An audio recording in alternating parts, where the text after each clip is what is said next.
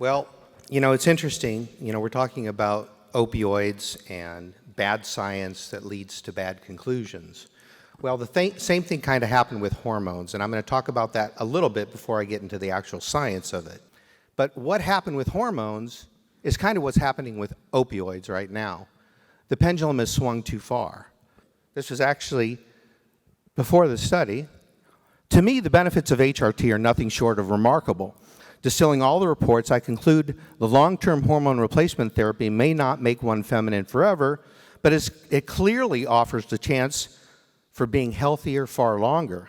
The benefits of hormone replacement therapy on individual diseases or specific organs are impressive, but when the benefits are looked at in aggregate, they are compelling. This is the medical director of the NIH study, which contradicted exactly what she said.